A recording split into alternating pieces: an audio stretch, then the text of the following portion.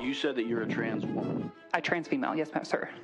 Do you have a penis? You know what woke means? It means you're a loser. Everything woke. Everything woke. It's true. Everything woke turns to shit, okay? It's true. The beginning of your order says, at birth, people are typically assigned a gender. I gotta say that would astonish a lot of Americans. A lot of Americans think you go to the hospital, a baby is born, and congratulations, you have a little boy, a little girl. The assigned a gender, I know you went to Brown, but it sounds like it's in a college faculty lounge with no bearing on reality. The war on wokeness has reached its boiling point, with politicians stepping up to challenge the movement head-on. Whether it's questioning the very definition of gender or critiquing how wokeness impacts law and education, in this video, we will look at those politicians who have spoken against the woke movement. Professor Bridges, you said several times, you've used a phrase, I want to make sure I understand what you mean by it. You've referred to people with a capacity for pregnancy. Would that be women? That's a straightforward question, right? But the answer Hawley received was something no one expected. Before we get to Professor Bridges' response, let's backtrack a bit. Just a year before this moment, the Supreme Court overturned the 1973 landmark ruling that had made access to abortion a federal constitutional right. So progressive activists began using more inclusive language, referring to pregnant people instead of just women, to recognize the fact that not only women but also transgender men and non-binary individuals can become pregnant. So when Senator Hawley posed his question, he wasn't just asking for clarification, he was challenging a growing movement within woke circles to redefine gender in more fluid, inclusive terms. Many women, cis women, have the capacity for pregnancy. Many cis women do not have the capacity for pregnancy.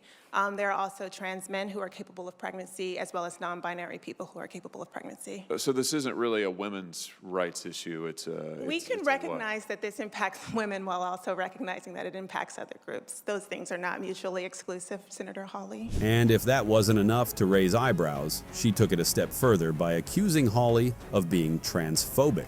I want to recognize that your line of questioning is transphobic, and it opens up trans people to violence by not recognizing them. Wow, you're saying that I'm opening up people to violence by asking whether or not women are the folks who can have pregnancies? So I want to note that 1 out of 5 transgender persons have attempted suicide.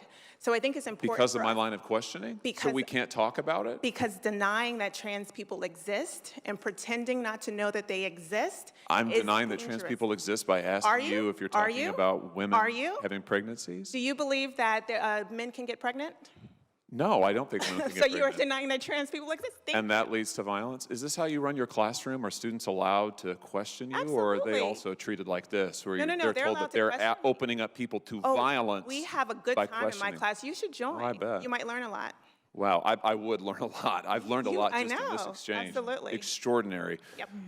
In fact, even seasoned politicians like Senator Ted Cruz have found themselves baffled by the evasive answers they receive when asking what used to be straightforward questions about gender. Is there a difference between women and men? What I can say here is that the NCAA has rules in place. They've had rules in place for the last decade, and when this competition I'm happened, going to try again. the rules were clear. Do you believe there's a difference between women and men?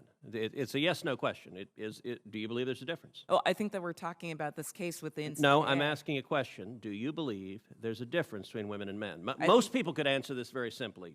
I'm curious if you're willing to do so. Oh, absolutely. I'm just putting it into the context of the conversation that we're having. I think that there are definitions related to sex. Is that a yes? So I'm trying to get a yes or no. I'm not trying to get a speech. Is there a difference between women and men? I think that there are definitions for biological sex. So you're not answering that. It's so hard to believe that we live in a time where the difference between men and women is a real question. In fact, who would have thought such a question would ever need to be asked in a Senate hearing? But this wasn't an isolated incident. These conversations about who can get pregnant, who should be allowed to compete in women's sports, and how we talk about gender are happening everywhere. The funny thing about these woke guys is that they argue against the fact that there are just 2 genders. However, they cannot state the exact number of genders they claim exist. And how many genders are there? I think the gender is expansive, and the definitions are always growing. Today I can tell you, I talk to young people that talk about non-binary as... More than 5? I think the gender is not a binary, is what I'm trying to say. Are there more than 5 genders? I'm just trying to understand. Are there more than 5 genders? Well, I mean, I think that there was a time where women wearing pants didn't feel like it was appropriate for their gender, and yet I'm wearing pants today. I think that there are ways that we express our gender that are expansive. Are there more than 5? I wouldn't subject myself to naming how many genders there are, but what I can say is that gender is a reflection. Number? Excuse me? There's an infinite number of genders? I think depending on your culture, there are a lot of different genders that exist. And I can also say that it's a term that's evolving. If you look at young people today... BBC even went as far as teaching 9 to 12-year-old kids that there are over 100 gender identities. The program, which features children asking adults about sexuality and gender on behalf of their peers, suggests the different identities include bi-gender, genderqueer, and pansexual. The program also tells children that becoming transgender is a way to be happy, while making no mention of the growing legal and medical concerns about the rising number of children saying they want to change gender. That's insane. They have taken this gender indoctrination right to our children's school, and that is wrong. Do you know what else is wrong? You not subscribing to this channel. If you stand against anything woke, then you should hit that subscribe button. Let's get back to our line of thought. There is a glaring problem with having a limitless gender identity, and Piers Morgan explained it perfectly in one of his shows. I don't see why, if it's limitless, I can't just say I'm Piers Morgan, I'm a black lesbian, because that is where limitless self-identity takes us. It means that male rapists can say they're women and get into female prisons. It means I can say I'm a two-spirit penguin or a black lesbian, and why can't I? Because that is where it takes you. The woke argument doesn't just go against the number of genders, it goes as far as going against gender-based law. There was one incident in particular where Senator Hawley challenged a judicial nominee who thinks gender-based bathrooms are a violation of church and state. But I just want to get clear on this because this is an important issue, certainly to people in my state.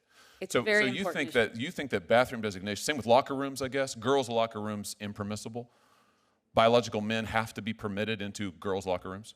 That is absolutely not what I said in my That is article. absolutely the import and the takeaway of your piece. You suggest at least 3 different constitutional problems with any gender-based laws, including specifically bathroom laws. You write about it. Equal protection violation, due process, void for vagueness. I was making a list as I was reading through. You say that our biological variability means that a 2-bathroom, even 2-sex-based approach is inadequate. Judges cannot apply it. So if Title IX is interpreted to protect women's sports, biological women playing sports with other biological women, it's unconstitutional? Senator. That's a yes or no? I was referring to the 5 babies born a day that doctors have challenges. No, you wrote an article that is extremely broad that pronounces on a range of issues and pronounces quite definitively. What's this comment at the end of your article about the fact that judges must see the world through a secular lens, and when legislators blur the lines of church and state to enact laws that permit or prohibit conduct based on biological gender as only male or female, they place an impossible burden on the judiciary? This nominee's views about gender-based laws are insane because allowing biological men into women's locker rooms goes beyond the limits of common sense and public safety. But Senator Hawley wasn't even done. He continued his criticism, expressing disbelief that anyone could support policies that seem to ignore biological realities. You took a position on all of these things, and your position is insane. Totally insane. I will absolutely not vote for you. There's not a world in which I could support you. I can't believe you have been nominated. And if you are confirmed, which I hope will not happen, you absolutely must recuse across all of these cases or stand in violation of the Code of Judicial Conduct. I'm shocked you're sitting here today. This wokeness insanity is infiltrating the judicial system, with judges and those responsible for upholding the law prioritizing political ideology over justice, a stance Senator Ted Cruz strongly opposes. During a Judiciary Committee hearing, Cruz highlighted a troubling case. A male offender convicted of sexually assaulting a 9-year-old boy and a 17-year-old girl was imprisoned but later released. After reoffending, instead of being sent back to a men's prison, he was placed in a women's facility. This individual, 6'2", biologically a man. A minute ago you said that when this man decided that he was a she, you said this individual was, quote, I wrote it down, sober and entirely a female. That phrase struck me as remarkable. Did this individual have male genitalia? I think what I said, or at least what that is a verbatim quote, entirely a female. Sorry, what I meant to say was hormonally a female. Okay, but that's not entirely. Did this individual have male genitalia?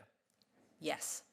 So you took a 6'2" serial rapist, serial child rapist with male genitalia, and he said, you know, I'd like to be in a women's prison.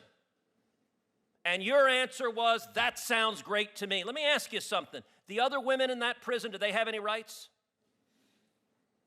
Is that a question you're yes, asking me? The other women in that prison, do they have any rights? Of course. Do they have the right not to have a 6'2" man who is a repeat serial rapist put in as their cellmate? Senator Cruz, I considered the facts presented to me, and I reached a decision I asked based you a question. on what the law I asked is. you a question.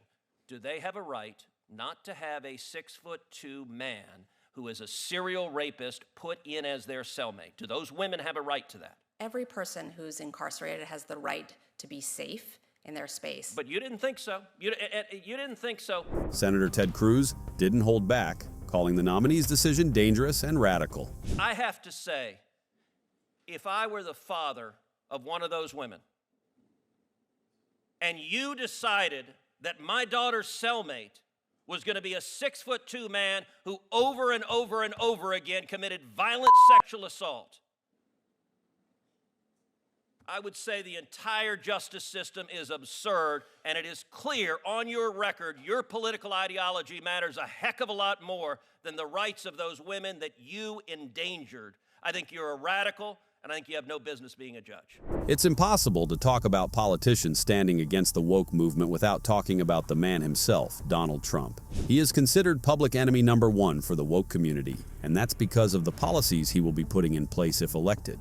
I will ask Congress to pass a bill establishing that the only genders recognized by the United States government are male and female, and they are assigned at birth. The bill will also make clear that Title IX prohibits men from participating in women's sports, and we will protect the rights of parents from being forced to allow their minor child to assume a gender which is new and an identity without the parents' consent. The identity will not be new, and it will not be without parental consent. No serious country should be telling its children that they were born with the wrong gender, a concept that was never heard of in all of human history. Nobody's ever heard of this, what's happening today. It was all when the radical left invented it just a few years ago. Under my leadership, this madness will end. Everything woke must be stopped. This isn't just happening in the political arena. Wokeness has found its way into Hollywood, and actors like Denzel Washington have stood their ground against it. Check out this video to find out what they said.